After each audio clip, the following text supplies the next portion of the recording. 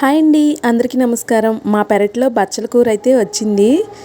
నేను కోసుకుంటున్నాను పప్పులో వేయడానికి. ఇది పప్పులో వేసుకున్న పచ్చడి చేసుకున్న చాలా బాగుంటుంది. కరివేపాకు మొక్క వేసాను ఫస్ట్. ఆ మొక్క మొదట్లో ఈ బచ్చల కూర గింజలు వేస్తే బచ్చల కూర అయితే వచ్చింది. నేను దాన్ని పాకిచ్చేసాను. ఇప్పుడైతే రెడీ అయిపోయింది. ఇది మొద్దులుగా ఉన్నప్పుడు కూడా కట్ చేసుకోవచ్చు. కాకపోతే నేను పెద్దగా అవుతుందని చెప్పేసి ఎదగనిచ్చాను. ఎదిగిన తర్వాత అలా పాకింది. తోటకూర మొక్కలా ఉన్నప్పుడు కూడా కట్ చేసి పప్పులో వేసుకోవచ్చు. కాకపోతే నేనైతే ఇప్పుడు కోస్తున్నాను. ఆకుకూర పప్పు మీలో ఎంతమందికి ఇష్టమో కామెంట్ పెట్టండి. ఏదేమైనా మనం ఇలా సొంతగా వేసుకున్నది కొంచెమైనా సరే ఆ తృప్తి వేరు. మన చేతులతో వేసిన మొక్కలైనా, పూల మొక్కలైనా సరే, కూరగాయల మొక్కలైనా సరే, ఆకుకూర మొక్కలైనా సరే, ఆ ఆనందమే వేరనమాట. టేస్ట్ కూడా చాలా బాగుంటాయి. ఇంట్లో కాసినవి కాయలైనా సరే, ఆకుకూరలైనా సరే, పువ్వులైనా సరే, ఇంట్లో ఉన్నాయి మనం వేసిన మొక్కలు అంటే ఆ తృప్తే వేరు అసలు. నాకైతే అన్ని రకాల కూరగాయల మొక్కలు వేయాలి అనిపించింది. మట్టి అయితే బాగాలేదు, అస్సలు బాగాలేదు. మట్టి బండలా కట్టుకుపోయింది. ఇంక అందుకని చెప్పేసి ఏ మొక్కలు వేయం మేము. ఒకసారి వేసాము ఆల్రెడీ అన్ని మొక్కలు, అస్సలు రాలేదు అవి. ఈ బచ్చల కూర మొక్క వేసిన దగ్గర కొంచెం పొడి పొడిగా ఉంది మట్టి. అందుకని చెప్పేసి బచ్చల కూర గింజలు అయితే వేసాను. వేయగానే వచ్చింది మొక్క. కరివేపాకు మొక్క కూడా చాలాసార్లు వేస్తే పోయింది. ఇప్పుడైతే మాత్రం కరివేపాకు మొక్క కూడా వచ్చింది. మట్టి బాగుంటే ఎంచక్కగా మొక్కలన్నీ వేసుకోవచ్చు అనిపించింది నాకైతే. కోయడం అయితే అయిపోయింది. శుభ్రంగా కడిగేసుకుంటున్నా ఆకుకూర. ఇవి డైరెక్ట్గా ట్యాంక్లో వాటర్ కాదు, ట్యాప్ వాటర్ వస్తున్నాయి. ఆ ట్యాప్ వచ్చేటప్పుడు వచ్చే వాటర్, ఆ వాటర్తో కడిగేస్తున్నాను. ఆకుకూర ఎంత ఫ్రెష్గా ఉన్నా 2-3 సార్లు కడగాల్సిందే, అప్పుడే మనశాంతిగా ఉంటుంది. బచ్చల కూర అయితే మాత్రం చాలా పెద్ద పెద్ద ఆకులతో చాలా బాగా వచ్చింది. వేసింది 2 మొక్కలైనా చాలా అంటే చాలా బాగా వచ్చింది. ఆకుకూర ఏదైనా సరే 2 రోజులకు ఒకసారైనా తీసుకుంటే చాలా మంచిది. బచ్చల కూరలో జిగురు ఉంటుందిగా, అది కూడా చాలా మంచిది. బచ్చల కూర పచ్చడి కూడా చాలా బాగుంటుంది. బచ్చల కూర పచ్చడి ఎలా చేయాలంటే, మనం గోంగూర పచ్చడి ఎలా చేస్తాం సేమ్ ప్రాసెస్. మిరపకాయలు వేయించి బచ్చల కూర కూడా ఉడకపెట్టిన తర్వాత పచ్చడి చేయాలి. బచ్చల కూర పచ్చడి వినాయక చవితి రోజు కంపల్సరిగా తినాలి అంట అమ్మమ్మ అనేవాళ్ళు. వినాయక చవితి రోజు మాత్రం కంపల్సరిగా చేసేవాళ్ళు.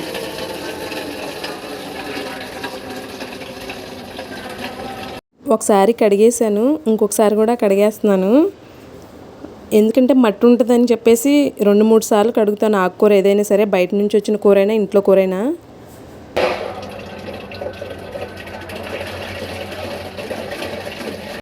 ట్యాప్ మాత్రం సన్నగా వస్తుంది. టైం పట్టేసింది ఆకుకూర కడగడానికి.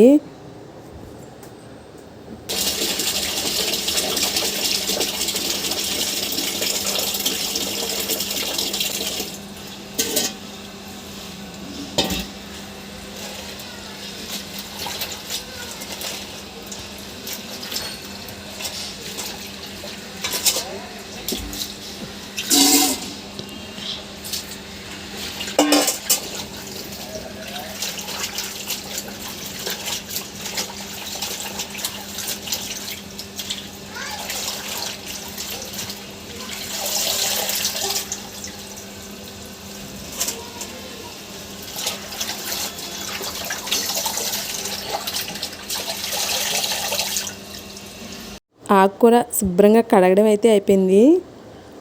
లోపలికి తీసుకెళ్ళి కట్ చేసుకోవాలి.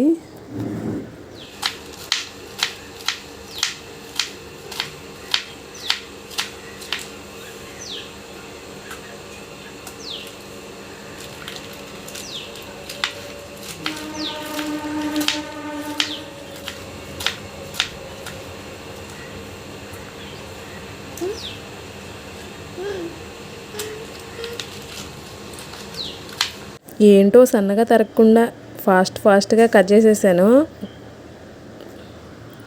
లావుగా కట్ చేసినా కానీ బాగానే ఉంది. పప్పులో కదా మెత్తగానే ఉడికిపోయింది ఆకుకూర.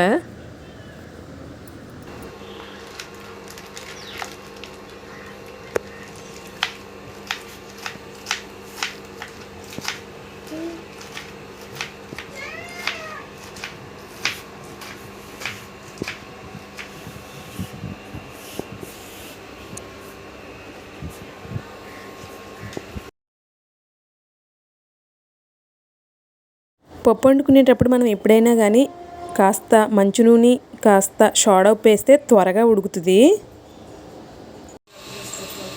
ఈ శ్రమ అంతా ఎందుకు కుక్కర్లో వేసేయచ్చు కదా అనుకుంటారేమో. నేనైతే కుక్కర్ యూజ్ చేయను, ఎందుకంటే నాకు భయం.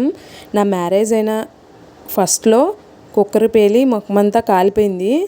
అందుకని చెప్పి అప్పటి నుంచి నేను కుక్కర్ యూజ్ చేయను, ఇలాగే వండుకుంటాను. కొంచెం మంచి నూనె కొంచెం సోడా ఉప్పు వేస్తే త్వరగా ఉడికిపోద్ది. అందుకని చెప్పేసి అప్పటి నుంచి కూడా ఇలాగే వండుకుంటాను నేను. కుక్కర్ అయితే మాత్రం మాత్రం యూజ్ చేయను. నాకు జరిగిన రోజు ఇంకొక ఇద్దరికి కూడా జరిగింది ఇలాగే. అప్పటి నుంచి కూడా నాకు అదే మనసులో ఉండిపోయింది. అందుకనే నేను అసలు కుక్కర్ మాత్రం కూడా యూజ్ చేయను.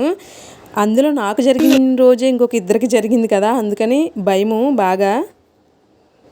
పప్పు అయితే ఉడికింది. వడియాలు వేయించేసుకుని చల్లమిరకాయలు కూడా వేయించుకొని ఆ చల్లమిరపకాయలు వడియాలు వేయించిన మూకుట్లోనే తాలింపు కూడా పెట్టేసుకుంటున్నాను.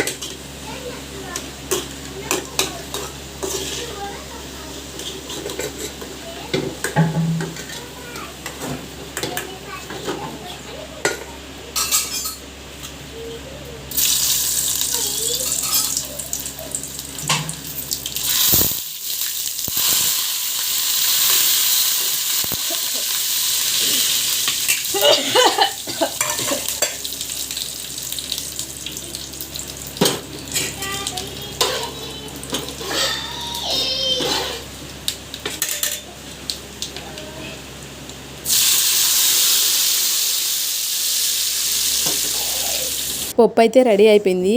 వీడియో నచ్చితే లైక్ చేసి ఛానల్ సబ్స్క్రైబ్ చేసుకోవడం మాత్రం మర్చిపోకండి. Please support and subscribe. Bye bye.